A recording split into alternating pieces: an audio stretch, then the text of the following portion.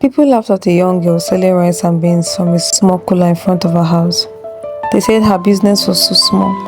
They said it would never become anything. But years later, those same people stood in line to buy food from her big restaurant. Favor lived on a small street with her mother. Life was not easy for them after she lost her father. She dropped out of school to sell food. Her mother used to sell food in the market, but after she became sick, she could not work anymore. One day, she cooked a small pot of rice and beans. Then she placed the food inside a small cooler and sat in front of the house. Rice and beans, hot rice and beans, she called quietly. That was the beginning of her small business.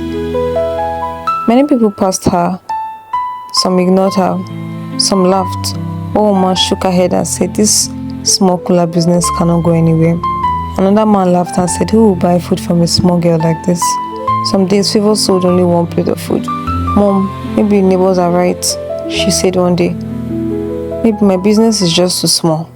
Her mother held her and said, "My daughter," she said softly, "some things can grow big if you don't give up."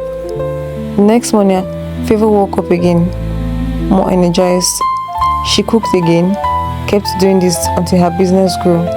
And guess what? She had lots of customers.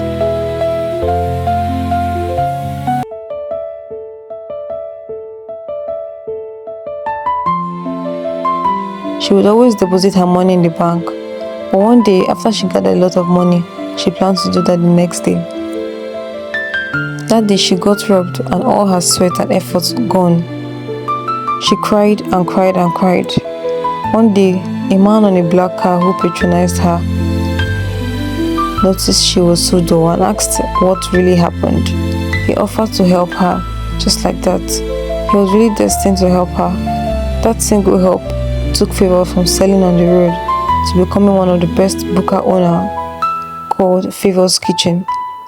Inside, many people were eating and laughing, walking. Workers were serving plates of hot rice and beans, and something funny happened. The same neighbors who once laughed at Favor were now sitting inside her restaurant, eating her food. One of them asked, "Favor, how did you do it?" Favor smiled and said softly, "I just refused to stop, even when my beginning was small." Nobody believes in you when you start until you make it.